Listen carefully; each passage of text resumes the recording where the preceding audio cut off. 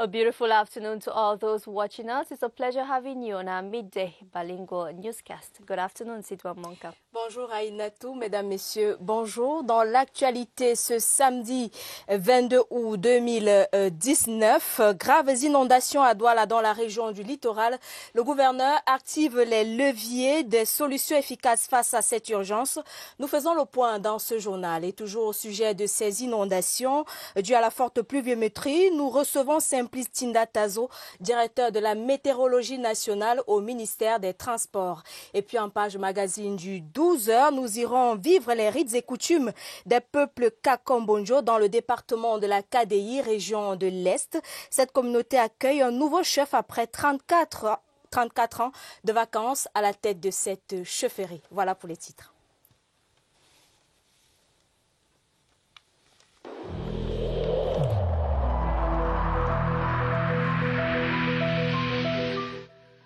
Le port du masque dans l'espace public restera obligatoire jusqu'à nouvel ordre.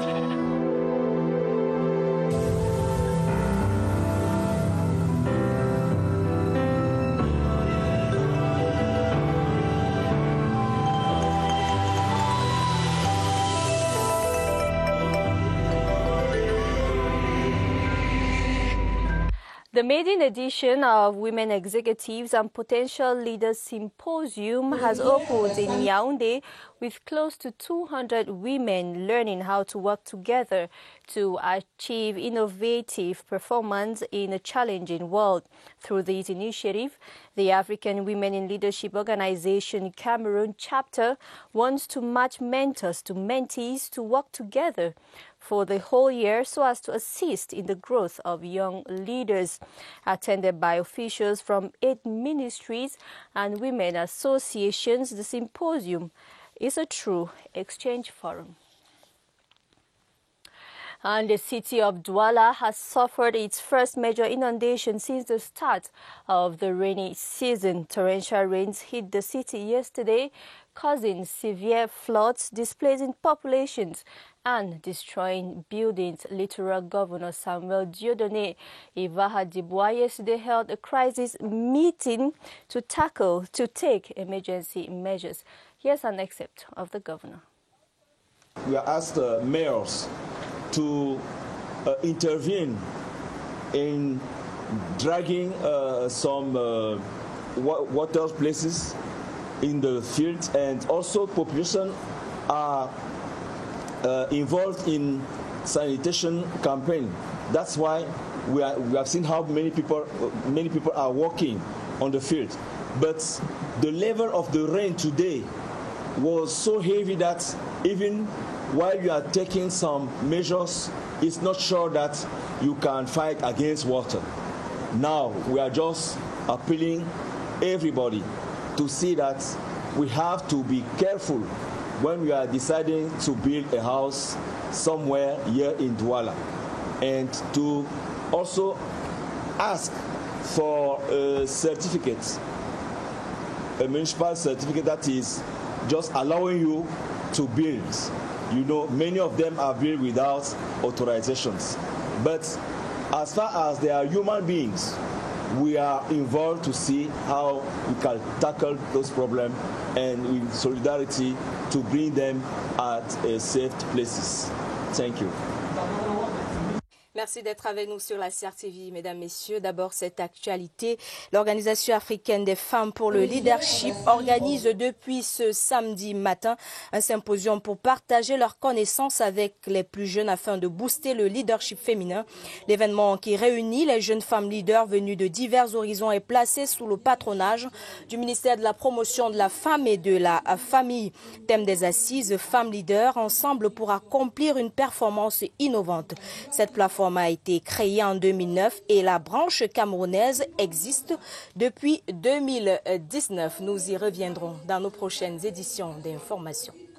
À présent, la ville de Douala, comme elle va ce samedi, au lendemain de graves inondations dues à la forte pluviométrie qui s'est abattue sur la ville. Dans la cité économique, la vie reprend de plus belle. Les mouvements des personnes et les activités sérieusement perturbées hier reprennent progressivement. Nous reviendrons plus en détail sur cette actualité dans nos prochaines éditions d'information. Et face à ces fortes adverses, le service régional de la météorologie pour le littoral est en alerte et recommande aux populations d'éviter les constructions anarchiques et dans les zones à risque. Par ailleurs, les données météorologiques permettent en amont d'éviter ce type de situation. Retrouvons sur place Edouard Penda de CATV Littoral. Selon le service régional de la météorologie du littoral, le mois d'août est généralement le plus froid de l'année à Douala avec un taux de pluviométrie élevé. Les pluies survenues ce 21 août dans la métropole économique sont une alerte à l'endroit des populations de la région du littoral et de la capitale économique en particulier. L'Observatoire national sur les changements climatiques, ONAC, a prévenu les différentes régions du pays et celles les plus vulnérables, à l'instar du littoral. Donc nous sommes mobilisés en relation avec les administrations compétentes et les populations, elles également, qui doivent intégrer l'information météorologique dans la planification de leur activité quotidienne et qui doivent également mesurer à travers ces prévisions météorologiques les risques auxquels elles s'exposent lorsqu'elles se logent dans des zones, dans des bas-fonds, sur des flancs de collines ou encore sur des draps, les risques auxquels elles s'exposent face au contexte météorologique actuel. Il a été recommandé aux populations de prendre en compte les données météorologiques diffusées tous les samedis sur CATV Littoral entre 12h30 et 13h et surtout de respecter la réglementation en matière d'urbanisme. Et nous restons sur cette actualité des inondations dans la ville de Douala pour faire place à notre invité, M. Simplice Tindatazo, directeur de la météorologie nationale au ministère des Transports. Bonjour, merci d'être avec nous sur ce plateau. Bonjour madame, merci de m'accueillir sur votre plateau. Alors la météo annonce pluie et orage à Douala sur plusieurs jours encore après ces événements d'hier. Doit-on craindre le pire ? On ne dira pas qu'il faut craindre le pire, mais nous devons rester vigilants après la situation vécue ces derniers jours. Et je dois dire que cette situation-là, on a fleuré la catastrophe. Sur les 3 derniers jours, les quantités de précipitations que nous avons reçues à la station météorologique de Douala représentent 37% de la normale pluviométrique du mois d'août à Douala. Donc vous constatez que quand on reçoit 37% de précipitations de tout un mois, en 3 jours, vraiment c'est énorme et difficile à gérer.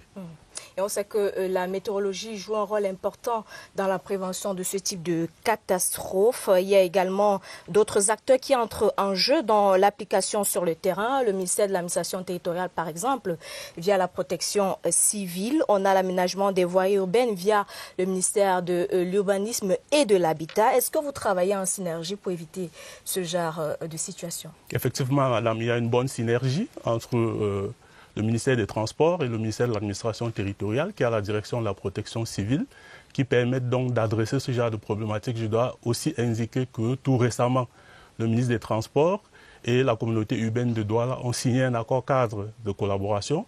Et cet accord cadre de collaboration-là vise à travailler ensemble dans les mesures qui peuvent être implémentées pour éviter les graves inondations à Douala. Le problème des inondations à Douala, la météo doit contribuer à 2 niveaux. Au premier niveau, à travers les données climatologiques. Les données climatologiques, c'est la mémoire climatique du Cameroun. Il faut savoir que la météorologie collecte des données depuis des décennies. Et donc, on a des données sur des quantités maximum de précipitations qui sont déjà tombées à Douala. Et ces données-là donc doivent être intégrées par la communauté urbaine dans le dimensionnement des ouvrages pour qu'en cas de retour de ce type d'événement, qu'on ne soit pas dans la situation d'avant. Il y a ensuite les données prévisionnelles. Les données prévisionnelles doivent être prises en compte par la communauté urbaine pour sensibiliser les populations à vivre avec le risque, parce que nous sommes dans un contexte marqué par les variations climatiques, et aussi à savoir des mesures qu'on doit prendre en cas de pareil événement. Alors il faut dire également, M. Tinda, que les Camerounais ont beaucoup de doutes sur les données météorologiques qui ne coïncident pas toujours. Avez-vous annoncé ces pluies qui arrosent la ville de Douala ces derniers jours? Effectivement, nous avons annoncé ces pluies, notamment dans notre bulletin de risque climatique. Le tout dernier émis le 20 août 2020 indiquait déjà cette alerte-là de fortes précipitations en déclinant quelques impacts possibles. Je voudrais dire vraiment que nous avons besoin d'une culture de prévention de la part des populations. Il n'est pas question de douter des informations dont on n'utilise pas. Il faut d'abord les utiliser, les prendre en compte dans les habitudes avant de trouver les limites. Et je voudrais d'ailleurs remercier la CIA TV qui diffuse le bulletin météorologique et inviter aussi les autres médias à aider le ministère des Transports dans les efforts de diffusion de l'information météorologique qui va participer à éduquer nos populations à intégrer cette information-là. Madame, on ne peut pas nier que depuis des décennies, on a vécu comme si le temps ne bouleversait pas nos habitudes. Mais avec les variations climatiques, il est important que nous intégrons cette information-là dans nos habitudes, comme ça se fait ailleurs. Alors pour sortir, il faut dire que le cas de Douala n'est certainement pas isolé. Est-ce que les données météorologiques ou les prévisions annoncent d'autres villes arrosées comme celle de Douala? Et est-ce que vous avez un conseil aux populations pour sortir? Effectivement, nous accentuons la vigilance actuellement sur les régions de l'extrême nord et celles de l'ouest, en dehors de la bordure côtière. Et le conseil que nous pouvons donner aux populations, c'est d'utiliser nos informations, de suivre les bulletins météorologiques. Le cas de Douala n'est pas un cas isolé et c'est pour ça que pour des problèmes d'aménagement urbain, nous ne travaillons pas seulement avec la communauté urbaine de Douala, les concertations sont en cours également avec la communauté urbaine de Yaoundé qui vise à renforcer le dispositif de collecte des données en zone urbaine et de mettre en place des systèmes, des véritables systèmes d'alerte précoce qui va permettre aux populations d'être suffisamment alertées et de prendre des mesures avant la survenue de ce type d'événement.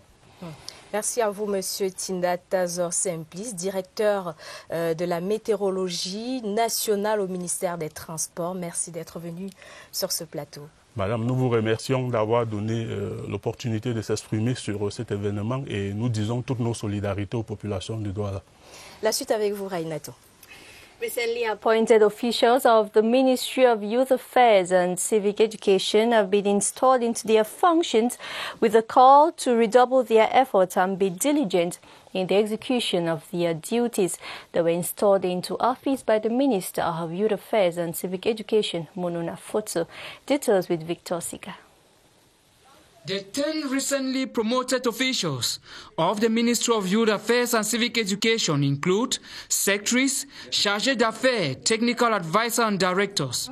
They have been promoted for the outstanding result they produced in their former post of duty. By God's grace, I'm going to work extra hard in order to make not only my ministry proud, but the youths whom we are called upon to follow up proud as well. Installing them to their functions, Minister Monuna Futsu urged them to redouble efforts by bringing tangible reasons for youth to hope for a better future.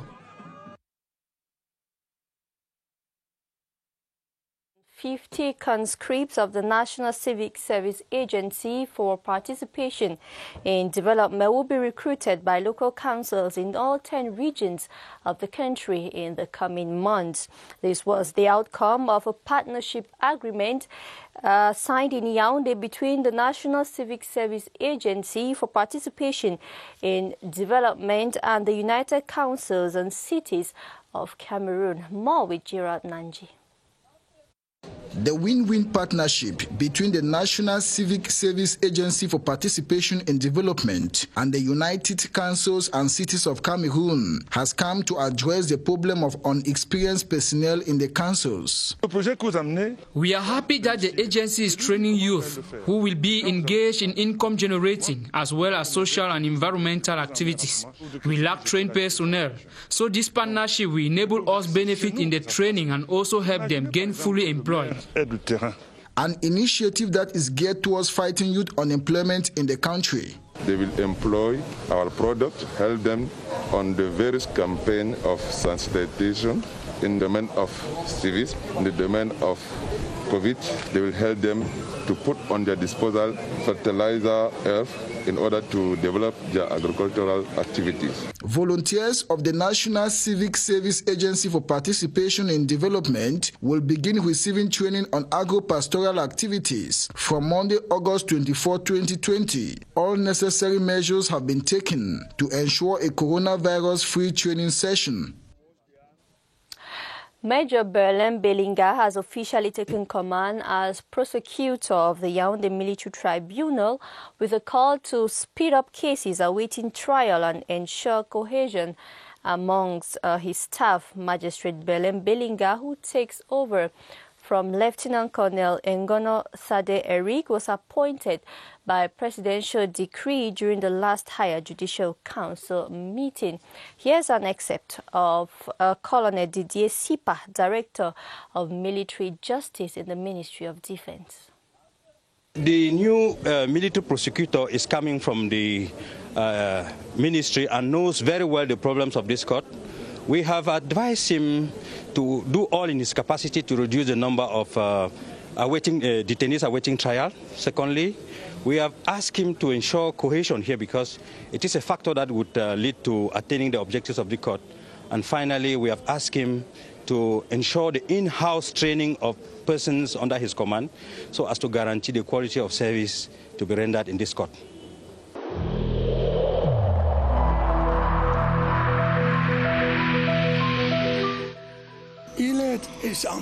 Each of us must comply with the measures that have been taken.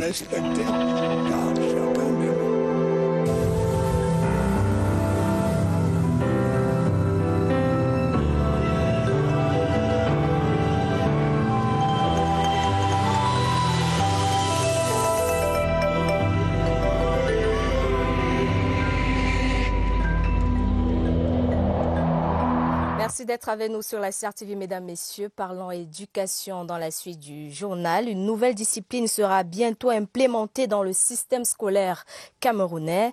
Il s'agit de l'enseignement et la formation agricole et rurale, annonce faite au cours de la deuxième session du projet d'intégration de l'enseignement de formation agricole et rurale dans les établissements scolaires tenus à Yaoundé. Le compte rendu de José Gaëtan Tchanga. Les jardins et vergers dans les établissements scolaires du Cameroun pour faire germer la graine agricole dans les esprits des apprenants. Cela ne sera plus juste l'apanage des écoles spécialisées. Le projet Pays Fares laboure sur ce terrain. Il s'agit d'un processus. Avant que les outils qui auront été élaborés soient, n'est-ce pas, implantés sur le terrain, n'est-ce pas, de l'enseignement et de la formation au niveau de nos écoles, il faut d'abord les élaborer. Donc c'est le travail des équipes techniques et c'est ce travail qui est en train de commencer maintenant. Les ministres des enseignements secondaires, de l'éducation de base et de l'agriculture ont donné une onction à cette initiative. Il s'agit pour nous d'arriver à des programmes scolaires où l'agriculture sera une matière comme toutes les autres. Et il ne s'agit pas pour nous également de dire que tous ceux qui passeront par là deviendront ingénieurs agronomes. Que non. Le projet d'un montant d'1,5 milliard de francs CFA aura une durée de 3 ans renouvelable. Prenons l'actualité dans nos forces de défense et de sécurité. La République du Cameroun dit au revoir au capitaine de frégate Arthur Éloi Roman. C'était cette fin de semaine. L'ouvrier de la coopération militaire avec le Brésil, le modèle de coopération sud-sud, a été salué par l'ambassadeur du Brésil au Cameroun, son ambassadeur Vivan Los San Martin. Le reportage de Pierre Evembe. Un ouvrier de la coopération militaire entre la République fédérative du Brésil et la République sœur du Cameroun. Le capitaine de frégate Arthur Éloi Roman, qui s'est illustré par son implication, notamment dans le secteur de la marine, a été fait chevalier du mérite camerounais à titre exceptionnel par le chef de l'État Paul Biya pour le bon combat. Pour travailler ici au Cameroun, c'est une grande satisfaction pour moi parce que au Brésil a fait un mémorandum d'entente entre la marine du Brésil et la marine du Cameroun. À l'état-major de la marine camerounaise, le contre-amiral Mendoua a salué la coopération entre les deux pays, la présentant comme un modèle de coopération sud-sud. Une des choses plus importantes dans cette coopération, c'est que c'est une coopération qui est encadrée par le fait que nous partageons le même espace, c'est-à-dire l'Atlantique Sud. Le capitaine de frégate sortant est désormais un ambassadeur du Cameroun dans son Brésil natal. Et entre les deux pays, les navires passent, mais les objectifs restent. You are watching the Midday Bilingual newscast on the CRTV. The parents of a 10-year-old girl have been taken into police custody on suspicion of physical abuse on the child. The girl, known as Yahweh, who is said to have undergone maltreatment for close to 6 months, is currently in the care of medics and officials of social affairs. Our reporter Clarice Aretaka went investigating and brought back the following report.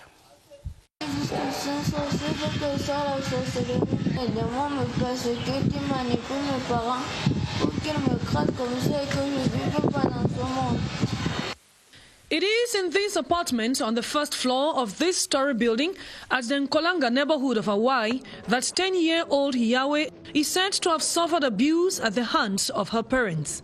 It has been for about 6 months that he has been beating the child every day, that she's possessed with evil spirits. She's the cause of all his downfalls. We were hearing cries. She was screaming all the time. We noticed that the child looked stressed, neglected and withdrawn. What alerted us were the cries and screams. The kids were not going to school. Signs of distress which led concerned neighbors to spring into action. Recently, she was beaten from 9 p.m. to 1 a.m. I could not sleep. I waited for her parents to go out in the morning, and I went upstairs with a ladder and did a video of the child. I took that to the police. The intervention of the forces of law and order saw the victim rushed to a nearby health center for immediate medical and psychological care. The nature of the situation calls for a number of actions to follow their course. The child has been placed in the care of medics because it's a case of violence and maltreatment. Her siblings have been handed over to social affairs services. She will join them later. We are trying to get in touch with other family members who will care for them while the investigations go on. We will be hearing not only the children, but the parents too. While the case is in the hands of the police, investigations have opened to connect the dots in order to get the full picture of the story. Et nous restons sur ce fait triste qui défraie la chronique depuis plusieurs jours. Il s'agit du cas de la petite Yahweh âgée de 10 ans et victime de sévices corporels infligés par ses parents. Des images de ces atrocités sont devenues virales sur la toile. La fillette est désormais prise en charge par les services compétents du ministère des Affaires sociales. Retour sur ces faits avec Lucrèce Mbenga.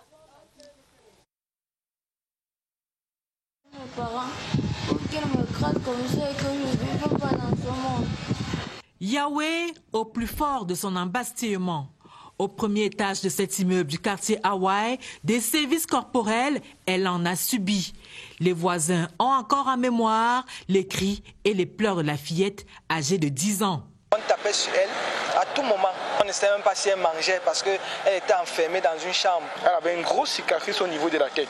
Bastonnade diurne et nocturne, parfois à la machette chaude. Un matin, je suis arrivé ici à 5 heures. Elle m'appelle. C'est là où elle me montre les cicatrices sur son pied. Elle me dit que sa main l'a fouettée avec la machette. Mais qu'est-ce qui poussait les parents de Yahweh à une telle cruauté? Le monsieur même en question était gravement malade. Il avait ses entreprises qui chutaient. Du coup, il accusait déjà la petite fille que c'est elle qui est la cause de tous ses malheurs. Et dire que ce calvaire a duré 6 mois. Il a fallu attendre l'arrivée de Claude dans le voisinage pour que Yahweh soit arraché des griffes de ses bourreaux. La dernière bastonnade, c'était lundi soir, de 21h à 1h du matin. Quand ils sont sortis, ils ont pris l'échelle. Je suis allée voir la petite. J'ai fait une petite vidéo. Je suis allée me plaindre à la brigade. Accès limité au centre de santé où Yahweh est prise en charge. C'est que le ministère des Affaires sociales a pris ses responsabilités. Il a été retiré du milieu de lecture, confié aux responsables de la santé. L'enquête suit son cours normal. Les enfants sont sécurisés.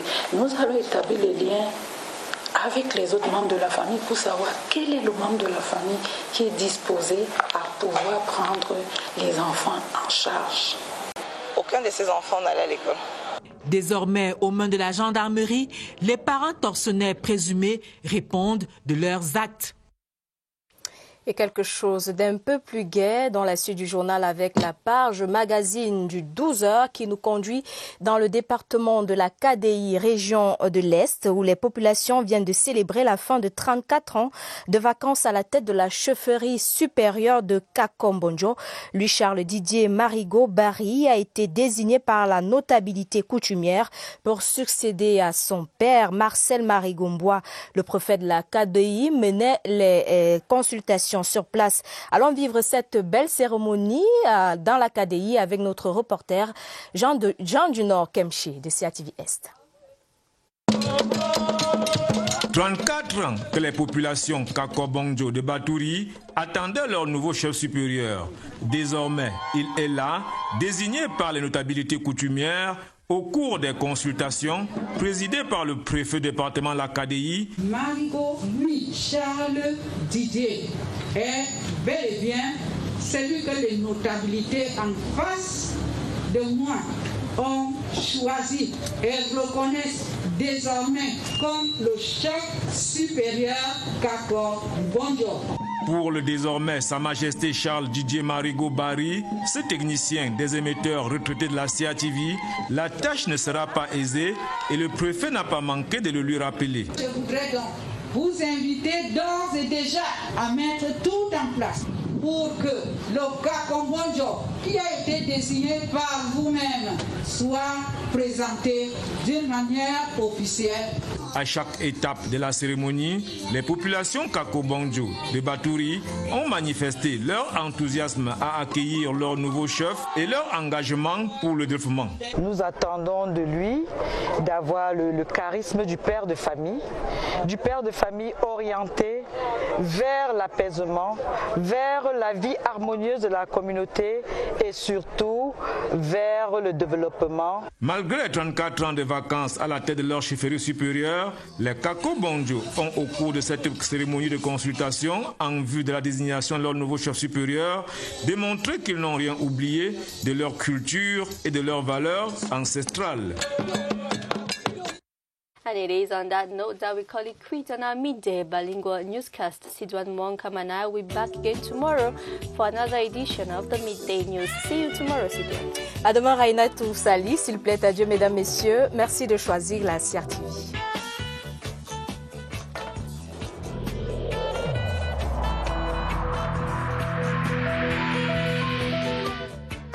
Le port du masque dans l'espace public restera obligatoire jusqu'à nouvel ordre.